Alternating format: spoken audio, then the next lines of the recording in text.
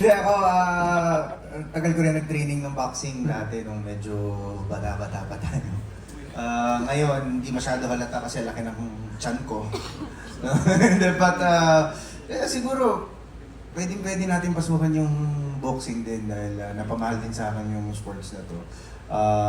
Naalala ko dati yung coach ko, niyayaya ako para sumali sa amateur boxing. And kung makapag-training ako ulit, feeling ko, G, Kaya. kaya. Okay. Game si Matt. Si Andre naman. Well, before boxing, sigurado ko, wrestler.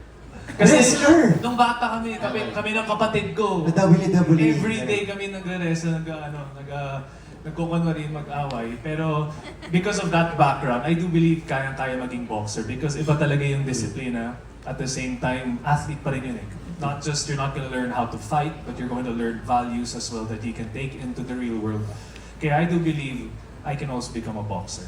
Speaking of being an athlete, ito boxing yung show natin. Natuwa ka ba na, uy, still on the sporty side yung magiging show? Yes, because dito bilang isang coach, I'm not just an ex-athlete. I'm also someone who I believe as a coach is someone who has experience. The good, the bad, the highs and the lows. Kaya it's my duty to become a great mentor to the up-and-coming boxers, which is sila Bruce and sila Anton. Kaya I'm very excited, hopefully dito sa Kamau Universe, kung sino man ipapasok ng mga boxers o kung sino ang kailangan i-train under my belt, I'll be there for them. And as a coach, I'll do everything to make them become the best of the best boxers. Okay. Thank you, Dre.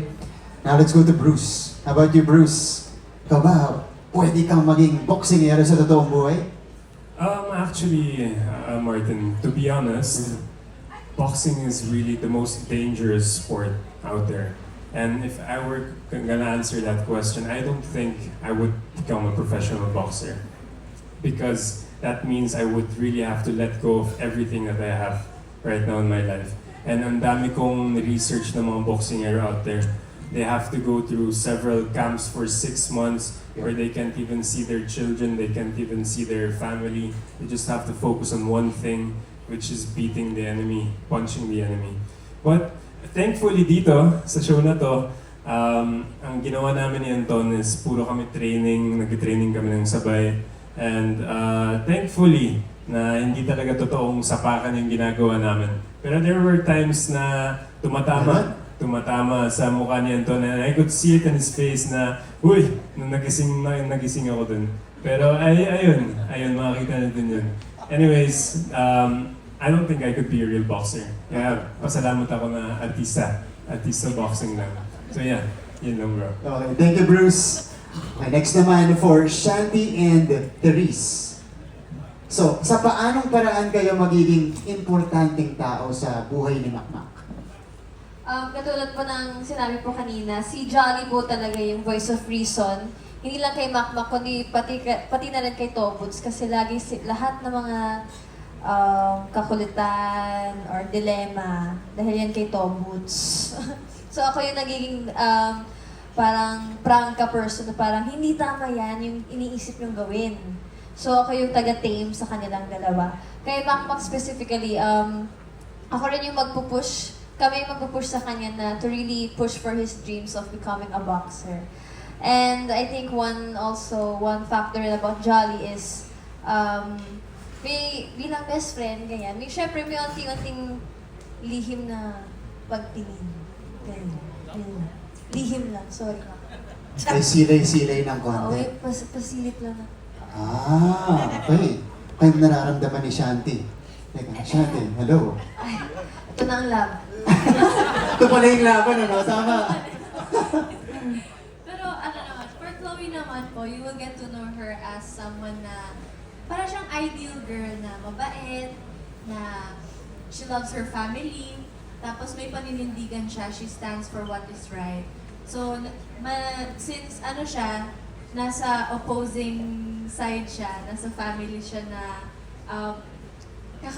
makakalaban ni Makmak. Despite that, she will be one of the crucial character for Makmak na magiging supporter niya, biggest supporter niya. Isa ko sa mga naniniwala na kaya niya maging successful na boxer. And ayun, of course, may konting... Wait, ayoko kasi mag-spoil, di ba ako spoil? wala. Ayoko mag-spoil, pero yeah, meron din siyang pagtingin din kay Mama. Is it safe to say that, direct? Okay na, direct. Okay lang po ba yun? Yeah, yun hanggang dun lang po. Sige. Alright, thank you, Shanti and Therese. Now let's go to our social media personalities. Tito Abdul and Marcy, Myong, and Hellboy Gaming. Kamusta kayo, sirs? So, unahin ko muna yung dalawa kasi pang-ilan nyo na tong show. Kumbaga, hindi na kayo bago sa pag-arte sa mga serye. Ayan. Ano muna yung kaibahan ng pag-acting nyo? Siyempre, social media, gagawa kayo ng content to actually acting in a drama like this. Siguro para sa akin, no, halos wala naman din pinagkaiba. Actually, si Direk L.A. yung nagmulat sa akin. Kasi noong unang serye namin ni Morrissey, which is yung Sanggang Dikit, kasi si Direk L.A. din naman yung aming director doon. Noong unang take namin is parang nag-aalinlangan kami ni Morrissey. And then, tinapik lang kami ni Direk L.A. na kung ano yung ginagawa niyo sa TikTok, yun lang din yung gawin niyo dito. And then, inalala namin mabuti, par, ganito lang pala yung gagawin natin. So, napadali kami pagdating sa actingan since yung role namin sa TikTok is same thing lang or same goes lang din yung gagawin namin sa mismo character namin sa show. And dito, ang medyo maganda dito kasi sabi ni Direk, all out daw ako dito. All out? Oo, all out. Oo nga, Kaya nakita natin okay sa lang ABP. kami. Yes, kahit okay lang sapak-sapakin ako ni Anton, pati ni Boris, go lang! Araw-arawin mo. Okay lang sa akin, kahit bugbugin yung dalawa. Well, ayun nga dito, all out tayo. Nakita niyo naman kanina, di ba? Yung itsura ko doon, ayun. Yun nga, nasabi ni Abdul, no? Tama naman si Abdul na same lang din naman pagdating sa pagko-content and sa TV. Pero para sa akin, mas challenging sa TV. Kasi sa pagko-content, kaya mong gawin kahit anong gusto mo. So pagdating sa TV, may kailangan kang gawin na gusto ng director, gusto ng mga tao, gano'n, kung ano yung kwento mo. So para sa akin ako, medyo naging challenging to para sa akin. And yun nga, yung sa nauna naming teleserye, parang ano kami dun sobrang kulit namin, ang lakas ng boses namin, talagang talakero talaga. So dito, medyo bago, pero ganun pa din. Dito kasi hindi kami magkaibigan dito. Puksaan kami dito. Yes. Sino mas maganda? Yes siya, medyo ano siya, talakero siya dito. So ako medyo sweet-sweet lang, gano'n. So nasa side naman ako ni Sir Neil, at ako yung kaibigan ni Sir Neil doon na ako yung tutulong sa kanya na magbibigay ng advice na huwag niyang sukuan yung pamilya niya. At huwag siyang mahihiyang mag-out na katanggap-tanggap kung sino ka man, kung ano ka man. Na dapat tanggapin ng mga tao. Kung LGBT ka, kailangan tanggapin. Equality. Ganon. So yun, at sana pagdating sa huli sa kwento, no, ang makatuluyan ko talaga si Sir Neil. Yun yung inaabangan ko talaga. Joke lang. Yun lang po. Noted daw, sabi ng mga writers natin. Gusto ko yan!